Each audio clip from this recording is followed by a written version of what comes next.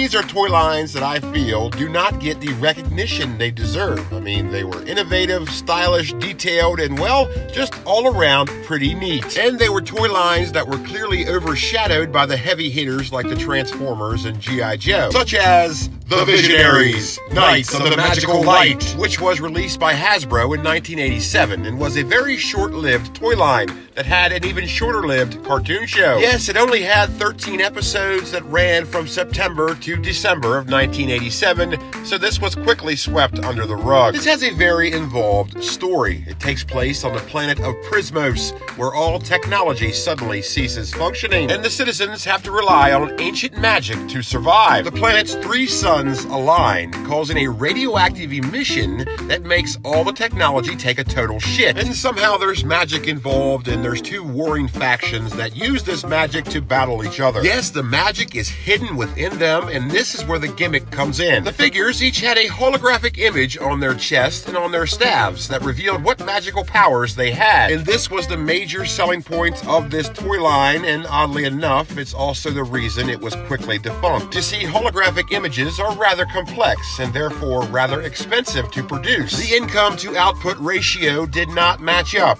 Basically, they didn't make dick off these figures. It only had one series of figures, and there was a second series slated, but basically they said, fuck you. So let's say you're an action figure collector and want to start collecting these. How much do they go for nowadays? Surely a toy line that wasn't that successful can't be worth all that holy shit. Yep, these are going for some pretty high prices nowadays. Couldn't find a single one under $100. So let's go from magical abilities to straight up karate action with Chuck Norris and the Karate Kommandos, which was released by Kenner in 1986, and like many other toy lines, this coincided with a cartoon series. But this cartoon series is not an actual cartoon series. You see, it's only a mini-series. I suppose they never expected it to go very far, so there's only 5 episodes. But those episodes do have the actual Chuck Norris doing voiceovers. And this was actually a fairly big deal. The toys themselves were rather detailed and had karate action, and also had stuff like a Corvette that shot ninja stars. What else could you really ask for? And there were even zipper clips of these. Zipper clips. Yeah, in the 80s, zipper clips were a big deal. Now, if you're a fan of the show, then you know that I've talked about how funny it is that there are rated R properties that get turned into children's products. And many people besides me have talked about how it is strange that there are cartoons and toys for stuff like RoboCop, Rambo, and Toxic Avenger. But I think we all sleep on the fact that Chuck Norris and the Karate Kommandos is another rated R property that got turned into a kid's product. Now, this is not based on anything in particular, and by the way, think about this. Chuck Norris is so badass that this is not a character, it's simply just Chuck Norris. Yeah, Chuck Norris and the Karate Kommandos is not based on a character, it's simply based on Chuck Norris and the reputation that he's acquired through the work of his movies. His movies that in this point in time were all rated R. Rated R. Rated R. Rated R.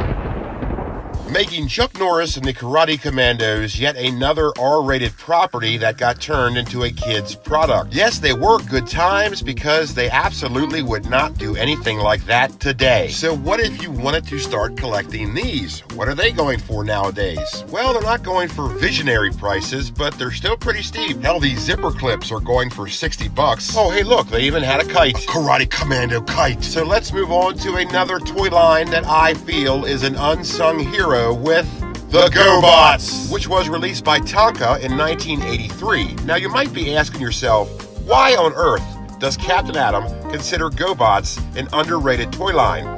Everybody knows about the GoBots.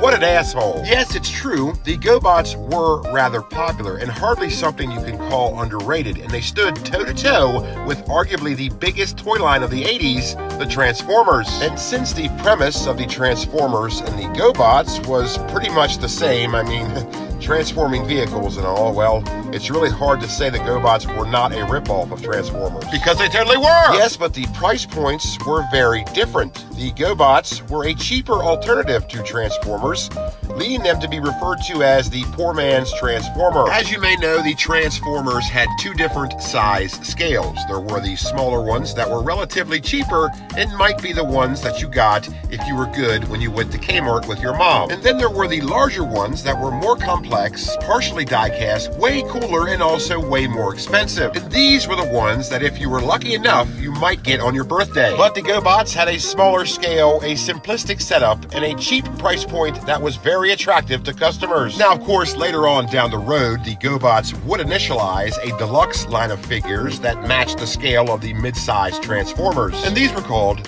Super GoBots! And not only were these the same scale as the mid-sized Transformers, but they were also partially die-cast, just like the Transformers. They're not even really trying to hide the fact that they're ripping off Transformers at this point. And to further add to the Transformers rip-off factor, they also had several GoBots that would combine to form a giant GoBot, much like the Transformers Devastator or, the other ones. And also, you know how the Transformers had the Insecticons? The robots that transformed into insects? Well, the GoBots had them too. At this point, the GoBots were blatant rip-offs of the Transformers. But the characters' names weren't as cool as the Transformers were. Some of them were, like, look, Bugbite, he's a Volkswagen Beetle. But, Defendor, Oh, thank goodness he's a friendly robot tank. Yes, they weren't all winners, but it didn't really matter because these were top sellers. And one of the things that separated the GoBots from the Transformers was that the GoBots had playsets and also had accessories like this thing, which didn't transform and really just kind of moved up and down and didn't really make any sense.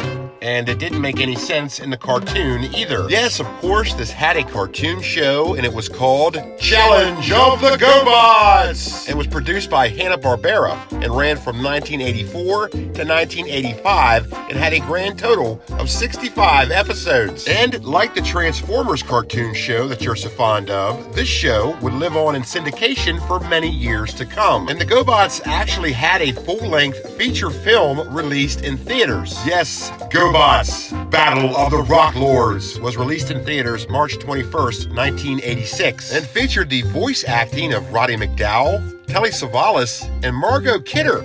And I'm guessing this was before she went batshit crazy?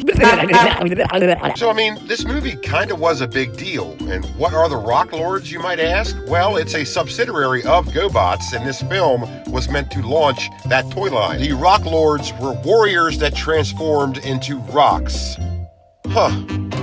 Well, you would think this would be pretty boring, but actually, these toys were pretty cool and pretty original and inventive because, yes, there were plenty of things that transformed into cars and shit, but there wasn't anything that transformed into rocks. And aside from all this, there was also multiple books about the GoBots, a comic book about the GoBots, and GoBots even had their own magazine. The GoBots was a worldwide phenomenon. Much like the Transformers, the GoBots got its start in Japan, and they were called Machine Robo, and this is where the Super GoBots series comes from. And in Europe, the GoBots was referred to as Robo Machine. So why exactly do I consider GoBots an underrated toy line? Well, it's because of all this shit. The Super GoBots, the Rock Lords, the movie, the books, the combiners, the comic books, the worldwide status. The GoBots were everywhere, and I think people sort of forget about that. It seems like everyone just remembers them for the cheap little figures that would be in Zayres, but the GoBots were much more than just that. And for being a toy line that was referred to as the poor man's Transformers and an absolute Transformers ripoff, it certainly gave Transformers a run for their money. So much so that Hasbro, the company that produced Transformers, eventually bought out Tonka in 1991. And instead of simply dismantling and dissolving the GoBots property, they actually absorbed it into the Transformers storyline, making the GoBots part of a Transformers multiverse, alternate universe kind of thing. So that's pretty neat. Yes, after years of tough competition, Hasbro knew that the GoBots were a big deal, and subsequently, nothing to fuck with, and would be one of the initial reasons Hasbro wanted to acquire the Tonka properties. Well, there you go. I hope we've all learned something today, like holographic images are really expensive, Chuck Norris is such a badass that he became his own toy line, and that the GoBots, despite being cheap, were simply nothing to fuck with.